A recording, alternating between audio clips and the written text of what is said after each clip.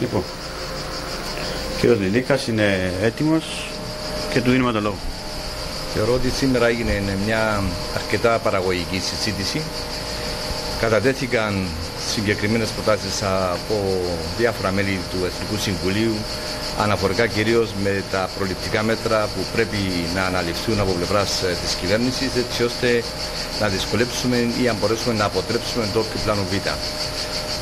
Υπάρχουν διαφωνίες ως προς την εκτίμηση της κατάστασης, αλλά και κυρίως ως προς το τι πρέπει να γίνει από εδώ και πέρα. Εμείς έχουμε την άποψη ότι ο πρόεδρος της Δημοκρατίας θα πρέπει γραπτός με επιστολή στο Γενικό Γραμματέα να αποσύρει τις προτάσεις που κατέθεσε στο Κρας Μοντανά. Επανέναρξη των συνομιλιών χωρίς να υπάρξει κατάλληλη προετοιμασία και χωρίς να έχουμε αυτές ενδείξεις ότι η Τουρκία εγκαταλείπει τις θέσεις της στα ζητήματα της ασφάλειας, θα μας φέρει σε ακόμα πιο δύσκολη θέση, αφού θα θεωρηθούν ως δεδομένες οι προτάσεις του κ. Αναστασιάδη και η όλη συζήτηση και η πίεση θα ασκηθεί προς τη δική μας πλευρά για να συμβιβαστούμε και στα ζητήματα της ασφάλειας, έτσι ώστε να κλείσει το Κυπριακό. Καταθέσαμε συγκεκριμένες εισηγήσεις πέραν των δύο εγγράφων που είχαμε καταθέσει στις προηγούμενες δύο συνεδρίες. Θεωρώ ότι κάποιες από τις προτάσεις που μας ανέφερε ο κ. Αναστασιάδης συμπίπτουν με τις δικές μας ιδέες ως προς τα ζητήματα της πρόληψης. Και όταν είσαι ένα μικρό κράτος, θα πρέπει να είσαι πιο αποτελεσματικός στα προληπτικά μέτρα, γιατί ως μικρό κράτος είναι δύσκολο να ανατρέψεις νέα δεδομένα τα οποία ενδεχόμενα να δημιουργήσει μια μεγάλη χώρα όπως η Τουρκία.